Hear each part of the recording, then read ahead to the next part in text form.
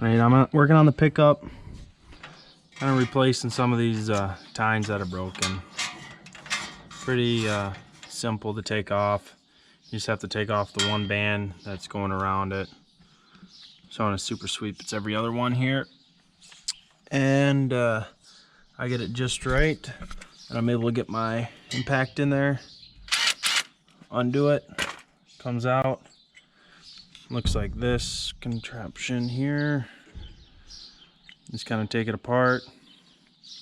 Sides come off like this. There's two of them. Two of them come out, a bolt, and then you just put the new one in. And I'm kind of struggling right now because they're a little rusty. I don't want to just slide through the hole.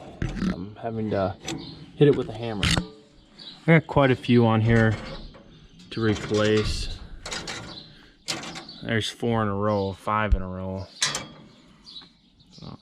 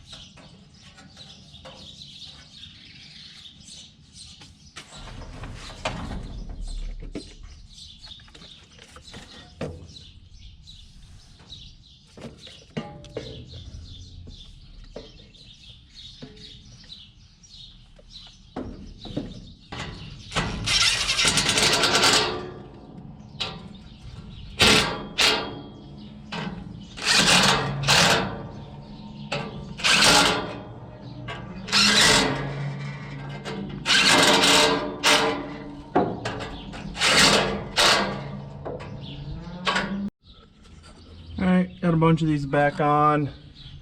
Just got 3 left to do on this, and I'll be all finished with the bands. And then I believe I can run some more hay through it.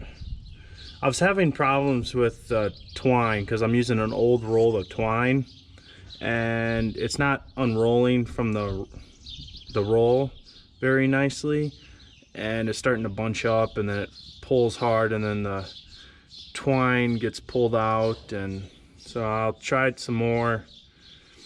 It makes a good knot when the twine gets fed to it correctly, but I might just have to get a new ball of twine in the back and then test it out again.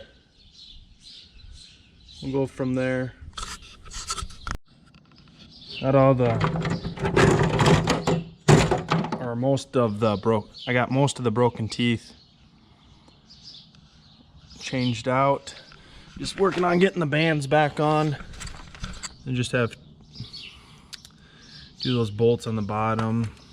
It's a 3/8 bolt, 2 on bottom, 2 on top.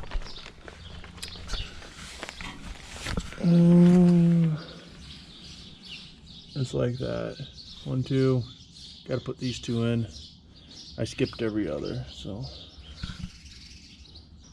just gotta throw these nuts back on. I do the bottom, and then I'll go to the top and do the top after I do the bottom.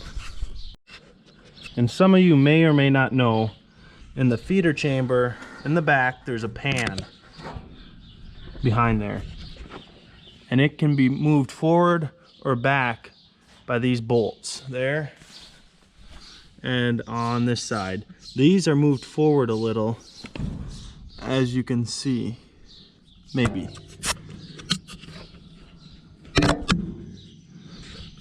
So these back here are moved up a little bit. These are all, they're moved back a little bit. But anyways, if you're having a smaller amount of crop come through, you can push that up so it's not so deep, so you don't get hay sticking behind there. It's supposed to help with feeding and making a nicer bale. Another thing you can do is on here, there's different adjustments. So you can move this back a little farther, and then it pulls it 1 link back this way. it moves the whole thing. So this whole feeder moves back one link a little bit farther and pulls a bigger swath across, you could say. Some people have problems with getting banana bales because they're not getting grass on the far side of the plunger, and that's because there's just not enough hay in the feeder when it pushes it across. So it only pushes it about halfway across the plunger, and then it pushes it. So you need a full feeder to push the hay across to fill your plunger. So I know on some of these older balers, might be able to look in this one,